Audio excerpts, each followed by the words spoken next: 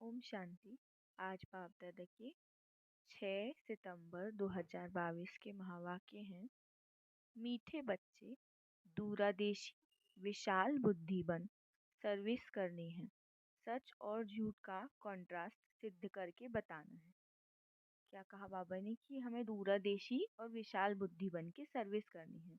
और लोगों को मतलब जिनकी भी अपन सर्विस करने जाते हैं तो उनको क्या सच है क्या झूठ है उसमें अलग कॉन्ट्रास्ट सिद्ध करके बताना है। प्रश्न है, महाभारत से कौन कौन सी बातें सिद्ध होती हैं? महाभारत का अर्थ क्या है? उत्तर है, महाभारत अर्थात अनेक धर्मों का विनाश और एक धर्म की स्थापना। महाभारत का अर्थ ही है पांडवों की विजय, कौरवों की पराजय। महाभारत लड़ाई से सिद्ध होता है कि जरूर भगवान भी होगा जिसने रथ पर बैठ ज्ञान सुनाया। भगवान ने जरूर राजयोग सिखाया होगा जिससे राजाई स्थापन हुई। महाभारत अर्थात जिसके बाद सतयुगी राजाई स्थापन हो। तुम बच्चे महाभारत पर अच्छी तरह से समझा सकते हो। क्या कहा बाबा ने कि महाभारत का अर्थ क्या है? सबसे पहले बताया है कि महाभारत का अर्थ है अनेक धर्मों का विनाश और एक धर्म की स्थापना। मतलब कि सब एकता के सूत्र में बनते हैं।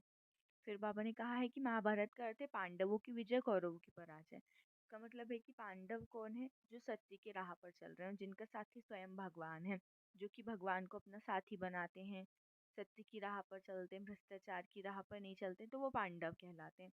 तो उनकी विजय और कौरवों की पराजय।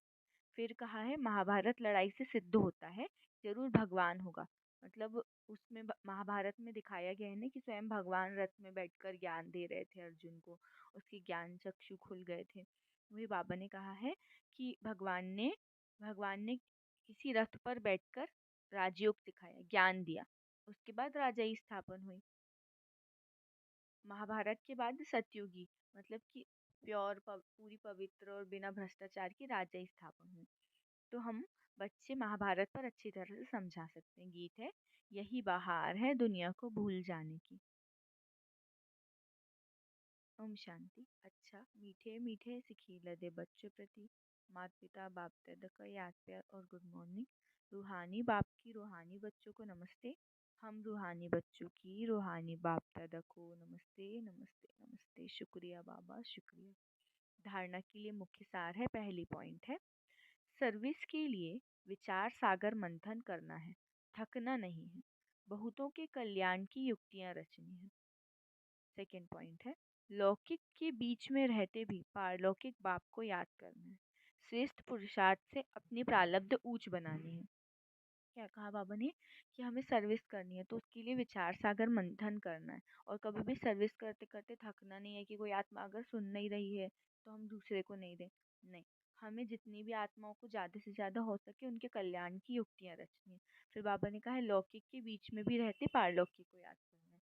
हम अब पूरे टाइम तो बैठ नहीं सकते बाबा के सामने, तो बाबा ने कहा है कि जब घर बार में भी रहते हो, लौकिक बंदियों के बीच में भी रहते हो, तो भी तुमको बाप को, एक भगवान को याद करना है। ऐसी करके श्रेष्ठ पुरुषार्थ करना है, फिर अपनी ऊंच प्रारब्ध बनानी है। आज बाबा ने वरदान दिया है, एक बल एक भरोसा रख हलचल की परिस्थिति में एक रस रहने वाले सर्वशक्ति संपन्न भव।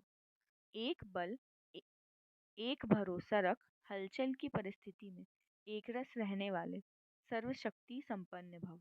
विस्तार है, एक बल एक भरोसे में रहने वाली आत्मा सदा एकरस स्थिति में स्थित होगी। एकरस स्थिति अर्थात सदा अचल, हलचल नहीं।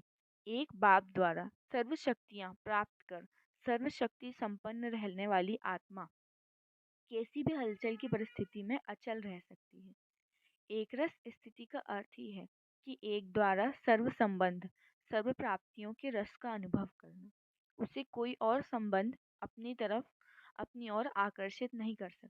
बाबा ने कहा, क्या कहा है कि एकरस स्थिति क्या होती है कि एक के ही बल और एक के ही भरोसे में रहना, स्थित रहना, अपनी स्थिति को हलचल में नहीं लाना, सदैव अचल रहना।